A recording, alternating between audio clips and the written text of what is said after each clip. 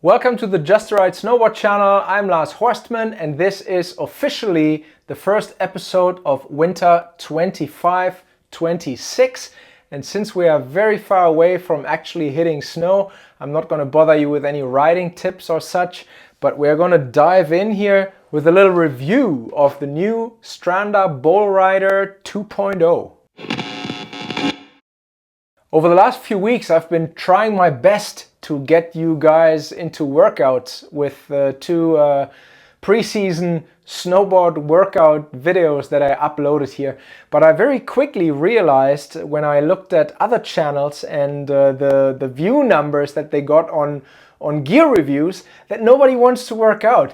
So yeah, I mean, you know, that's up to you. I still recommend it, but here we are with an actual review. And since this is a Stranda board, I need to make this little disclaimer here for the people that have not heard me say this yet.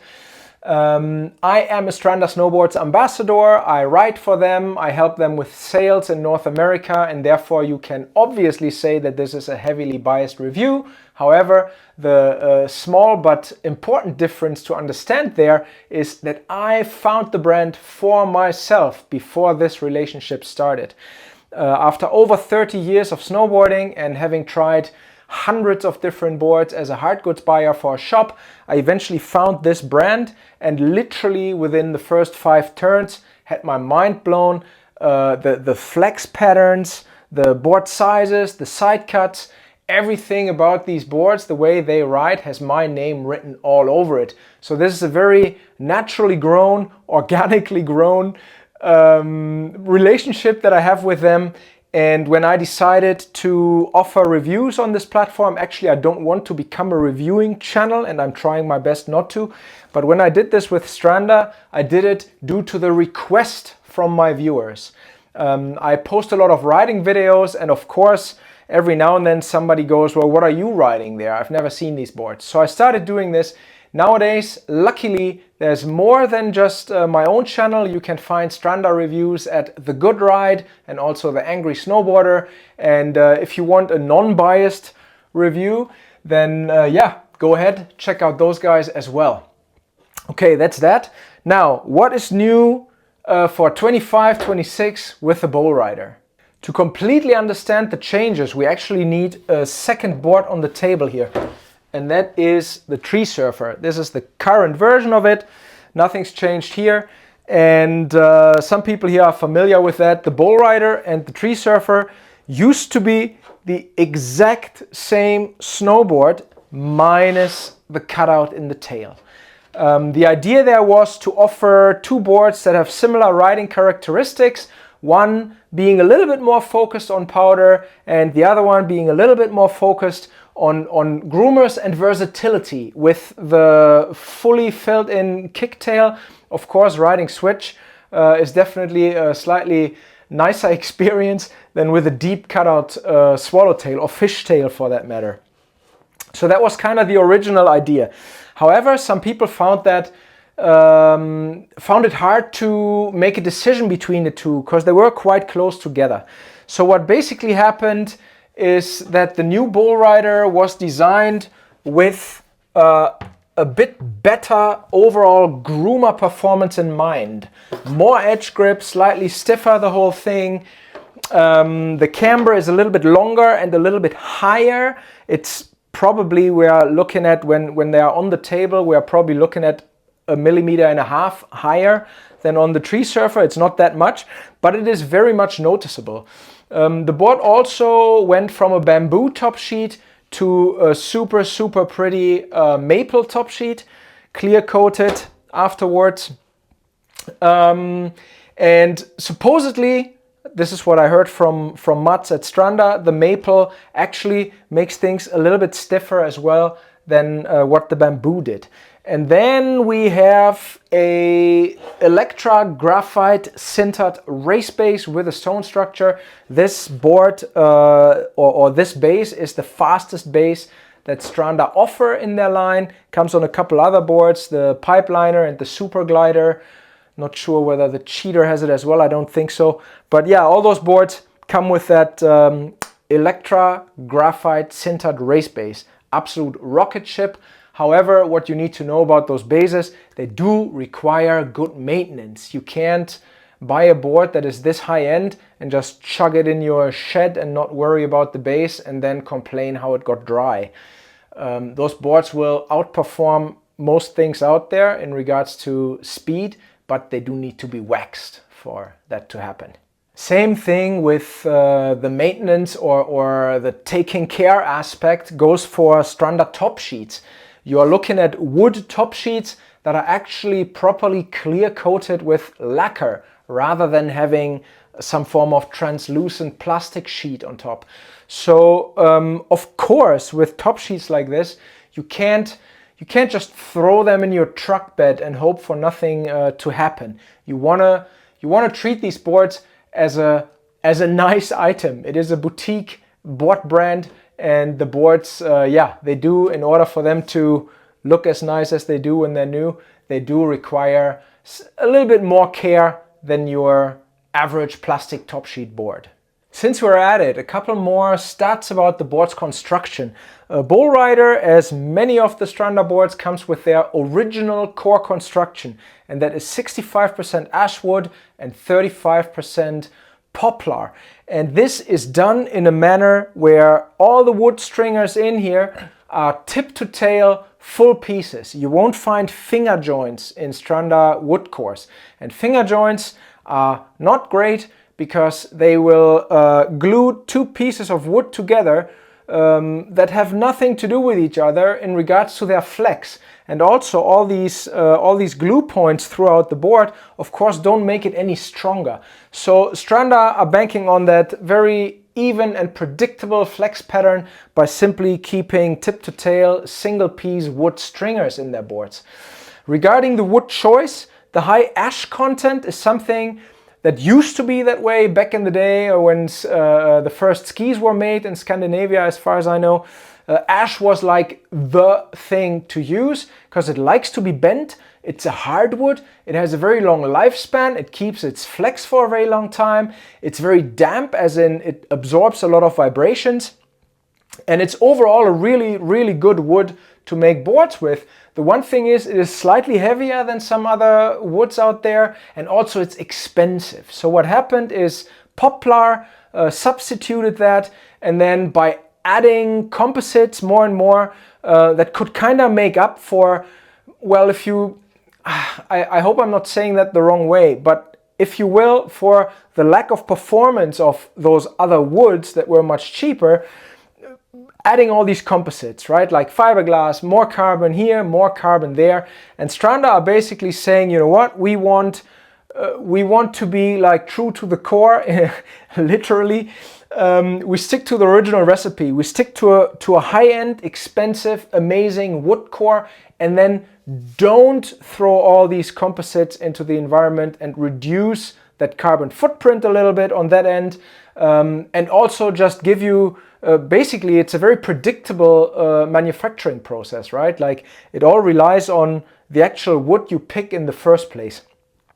And yeah, that's no difference here with the Bowlrider. There are carbon torque forks in the tip and tail, basically running from the inserts to the contact points in tip and tail, which helps with torsional rigidity in the tips.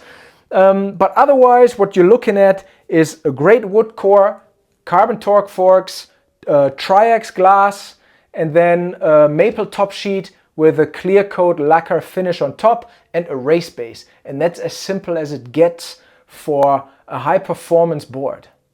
Important interruption. If you like what you're seeing on this channel, and I've helped you with my tips or reviews or whatever, and you would like to thank me and support this endeavor here monetarily, you can do this without any subscriptions on a very much voluntary basis on a platform called Buy Me a Coffee. My link there is buymeacoffee.com/justaride, and you basically buy me a symbolic coffee, which I will certainly enjoy. And it has helped me tremendously last season. The people who have sponsored me there, they know who they are, and I thank you very much, and I very much hope we can keep that going this year.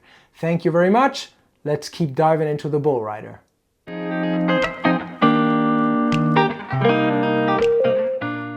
Specs wise, the Bowlrider comes in 3 different sizes. There's a 159 with a 260 millimeter waist. There's a 165 also with a 260 millimeter waist. And then there's a 165 wide with a 270 millimeter waist. And that is what you're looking at right here. The 59 has 13 millimeters taper, I believe, or 14. And the 65 has 1 millimeter more, so that's roughly the same thing. We're looking at side cuts between 7.60 meters and 7.80 meters, and the side cut on the Bowlrider is progressive, meaning it gets tighter towards the tail. Stranda are using more inserts than other companies, or than most other companies, let's put it that way.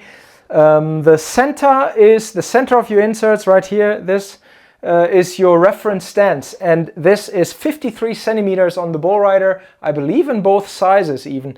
Could be 52 on the 159, I'm not 100% sure. So that is 21 inches pretty much, and the maximum stance width therefore would be 61 centimeters here on the very widest, and then obviously 8 centimeters shorter on the narrowest, which would take it to 45 centimeters. That's really narrow. For the super nerds out there, which I have to admit I'm one of, Stranda unfortunately don't state underfoot width on all the boards. I've seen it on a few, unfortunately not on all of them yet, but I can give you this stat right here. On the 165 wide, the underfoot width under the front foot reference stance is 281 millimeters, and 279 millimeters under the back foot. I am in a size 10 Ride Insano boot that has basically the fit and outer footprint of a Burton size 10.5. Like, let's say a Burton Imperial fits me the exact same way as, oh, the Imperial is discontinued. Burton Photon, for that matter, in a 10.5 fits me the exact same way as my Ride in a 10. So another example for how manufacturers don't necessarily use the same numbers for the actual same sizes. So Ride Insano size 10, 270 mil waist. With how far I tilt my board over, I do not really boot out on the Bowlrider when I'm carving it. I can make it boot out, but you know, whatever. It's not my dedicated carver. It's an all-mountain board that is extremely fun, and I don't want this board to be a dedicated groomer machine. It's way too much fun in other areas for this to be, you know, some 290 mil waist width where I really can't make it boot out anymore. I'm already talking about carving performance here. Damn, I'm such a carving nerd, aren't I? This board was primarily designed as a powder board, and this is the funny part about pretty much every Stranda. The brand's philosophy or mantra is powder and groomers, and every single time Mats comes up with a new powder design, it's of course amazing in powder, and then I take it on a groomer and I'm like, how can this be possible? Like, is this purpose? Where's this edge grip coming from? Like, I perceive that very strongly on this one, the Tree Surfer and the Shorty. You can rip out of a forest on a powder day, and if you have a groomed run in front of you, you just rip straight onto the firm stuff, and it just feels like, oh, different board, nice. You know, it can do both at like 100% performance. It's absolutely fantastic. When you look at the camber profile of this thing, camber ends about here in the tail, so you have a little bit of early rise before the end of your effective edge, and then the same goes for the nose. The nose rocker is actually quite long. It's even longer on the Tree Surfer. As I said earlier, the camber profile got elongated on the Bowlrider, not by much. It might not be more than a centimeter, but a little bit. So you have a very, very large rocker nose, and you also have what Stranda are calling a hammerhead nose. And there is a design feature in this, besides you know, maybe aiming for some cool looks or whatever. I said this here in other videos. The transition from your effective edge, basically the side cut, into the nose profile. like this very part here, where it transitions through the widest point and then gets narrower. The mellower this transition is, the less likely it is that this board, when it's on edge and is hitting like crud and firm stuff in the snow, that the board deflects. It will simply like slide over it, or in the best case with this hammerhead nose, this blunted nose, punch through it. It's a very powerful nose that offers a lot of stability. So what I mean with that is, if you imagine that this side cut curve comes to its widest point right here and then abruptly turns into the tip, then you end up with a sharp point right here, right? And this point would of course be catching and would not be very friendly in off-piste conditions. So for example, that's actually a great example, the board itself. If you ride this thing, let's say that was a heavily rockered nose and this was your contact point, and you ride that in powder, not a good idea. Like it's as soon as conditions were to become more mixed, more variable with chunks in it, this point would like hook up all the time, right? So you don't want that. You want a nice calm feel. That's kind of Stranda's specialty anyways, to kill a lot of unnecessary vibration without really killing pop and life of the board. That is an attribute of the ashwood core that they are using. You will find lots of snowboards that are particularly lively, therefore totally not damp. They send everything into your feet. And then on the other end of the spectrum, you will find boards like quite often in carving boards, dedicated carving boards, the titanol constructions, the boards with metal, it's basically an aluminum really, a metal inlay under the top sheet. They quite often, they absorb so much vibration, which of course contributes to the edge grip, but it also takes away some of that snappy pop and that life of a board. And the ash does a really good job there to maintain that balance that you want for a fun ride all over the mountain.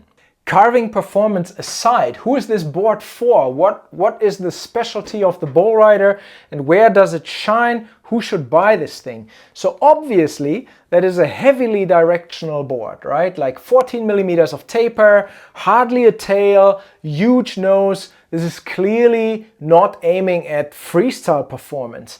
Another hint towards that is also the side cut. You can imagine that a progressively tighter, like a side cut that gets progressively tighter towards the tail will act a little bit funny riding switch. I don't perceive that super strongly on the Bowlrider, but I do perceive it. It clearly rides differently switch than the other way. That's also due to the camber profile. It's directional camber, right? Like you have much less early rise in the tail than you have in the nose. So that makes for a board that is 100% directional. Now what is misleading about that a little bit is the amount of setback. The Bowlrider really, I believe, has under an inch setback. And for the people who haven't heard me talk about this here, setback is not the insert placement relatively to the overall length of the board, but setback is measured off of the effective edge. So if we pretend that this board, this is where the edge touches my table in the nose, let's say like somewhere here, and then this here, somewhere there. So if you look between my fingers and you locate the inserts, kind of eyeball it, you will see that they're actually not that far away from the center. And of course, the 25 centimeters of nose here past your contact point, they're just in the air, / they're not touching the snow unless you're actually in powder. So on hard snow, boards like this, they basically, the way they perform switch or the way they turn generally, they don't feel that much different to any like slightly directional all mountain board that you might have in your quiver already. So basically a design like this receives its float and its powder performance out of an elongated nose and a small amount of taper rather than out of a massive amount of setback that moves the rider onto the tail. So the Bowlrider tries to cover more ground in this area by a pretty intelligent design. So you're only 2 point something centimeters setback off of the effective edge, and the taper with 14 mil, it's quite noticeable, but it's nothing, you know, it's nothing exaggerated. It's not crazy. So riding this thing switch definitely works. However, is it meant to be riding switch all the time? It's not. It's a directional board. And this, pretty much in the same manner as the Shorty, follows Stranda's motto, powder and groomers. So again, like big old nose, another part of the float is also the nose flex, which at the same time contributes to the groomer performance. Stranda is banking on softer noses, and what I mean with softer nose is not like the whole front of the board is like ridiculously soft. It basically ends about 10 centimeters in front of your inserts. This area here will not fold on you when you step onto the front foot to initiate a turn in hard snow. So basically the softness is the first, I want to say 15 centimeters past the contact point. This part here can bend very nicely, and that's what you want for absorption of uneven chunks when you're riding powder, and you also want this for entering turns when you're carving on hardpack. You have to bend the nose in order for that thing to start a turn, right? So boards with a very rigid nose, of course, people perceive that as, ooh, it feels safe. The nose is, it's not moving, it's not flapping, how some people are calling it. And you get this idea of like, oh yeah, that's really safe. But in some cases, the opposite is the case, because that rigidity actually sends all these little vibrations into your feet, and that's not a very, very safe or calm, confidence-inspiring feeling at all. Where a flex profile, where the very nose keeps moving to a small degree, absorbing these vibrations, and then the thicker core right here, where it starts to get thick in front of the binding, basically stops this vibration from transferring. That leaves you with a board for the mountain bikers among you that literally has like front suspension. Like, if you watch a mountain biker, a downhill rider come down a course, you want to see that fork moving, right? So that's my philosophy. I want to see this nose moving. I want to see this nose doing its thing to adapt to variable terrain rather than maintain rigidity. I want that rigidity here, so it never folds and I actually feel safe, and I want that rigidity from here onwards. I want this between the feet, so I can actually tilt it over in a carving turn without then receiving the feedback of like torsional wobble. And I also want rigidity in the tail, so I can finish my turns either in powder or on groomers powerfully off of my back foot. To categorize the Bowlrider flex with a single number, I would want to call that probably a solid 7.5 out of 10. However, with boards that have such a directional flex pattern as the Bowlrider does, meaning so much softer in the nose than it is in the center and tail, I find those charts a little bit difficult. They're difficult anyways because there are no standardized charts. Like a Burton 10 out of 10 is something different than a Nitro 10 out of 10. And it's quite difficult, I assume at least, to come up with a standard there for the entire industry to go by. So if you wanted this to be a little bit more detailed, I'd say Bowlrider nose is probably a 6 out of 10, and then the center of the board is probably an 8 out of 10, and then towards the tail it goes back to like a 7. So it is on the stiffer side, but it's definitely far away from being a brick. It's very bendable in the right areas.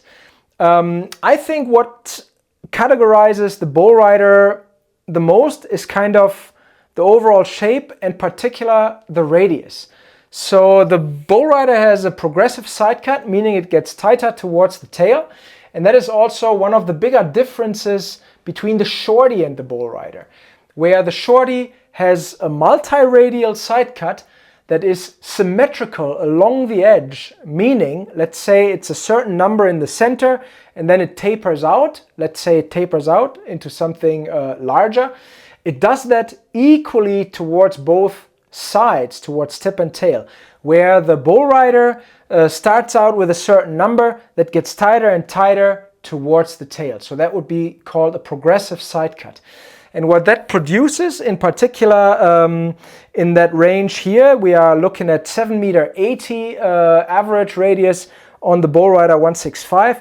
What that produces is a pretty snappy turn feel that gets, in particular if you're a technical rider that properly moves the weight towards the back of the board at the end of a turn, you will tighten up the radius coming out of turns quite a bit, and that has its own vibe, its own feel. It basically, if you will, it kills some speed at the end of the turn, therefore gives you this snappy, slashy kind of fun feeling. So for people who ride more open terrain, steeper terrain, need a board that is more stable at speed, you're probably better off with the Shorty, where most people are probably better off on a Bowlrider. It's like most resorts don't have that super steep groomer type thing. Or then also, and I'm not trying to step on anyone's toes, most people don't necessarily have the ability to ride with those larger turning radii kinds of boards appropriately, right? Like what I often hear, let's say you're stepping into 9 meter turning radii or upper 8 meters, that's where people start to come back and tell you, it doesn't really turn. It's kind of, I don't know, it's kind of boring. Well, it doesn't really turn because you don't tilt it over far enough to make it turn. But for an experienced rider, that is the very thrill of those larger radii. That they offer a really large window of possible chatter-free radii that you can actually make them turn in. That is where boards like the Bowlrider that dabble in the under 8 meter range are simply more accessible fun, because with a little bit of angulation they will already turn quite a bit, and then if you move your weight to the back foot they will tighten the turn even more. So you get a lot of reward for not that much input, and that of course is its own fun sensation. So to sum that all up, you could basically just say that the Bowlrider is a very directional, all-mountain board that is aiming at people that want the best of all worlds in powder and on Groomers for an amazing and top-in-class turn experience. You get a wild amount of float with this very large hammerhead nose. You can truly weight your front foot in powder without sinking it, which helps a lot with pivoting the board so you get through tighter trees with ease. Watch my How to Ride Powder Part 2 video. I'm diving deeply into that subject, and board shapes like this help with that tremendously. And then on Groomers, what you're getting is basically a ride that grips like a steak knife. The torsional rigidity between the feet really helps fighting this torsional wobble that you really don't want throughout your turns. But then the softer tips make for easy turn entry. It's not a lot of work to get this thing to carve. However, I want to emphasize this here. With carving, it's always bugged me how people come back with a board that they bought that is supposed to carve really well, and they tell you how they are losing their edge grip and this is not working and the board sucks. And sorry, it's likely you. Nobody has ever come back with a twin, tried a triple cork and fell on their face and blamed that on the board. And the same goes for carving. These boards have tremendous edge grip, but if you cannot actually stack your body appropriately over the edge with a good riding position, you're not going to get any of that edge grip. This is just my little disclaimer that I think is important for some people to know. It is not all the gear. Anyways, if you can actually stack your weight over the edge, the Bowlrider will reward you with tons of grip and nice clean lines in the snow.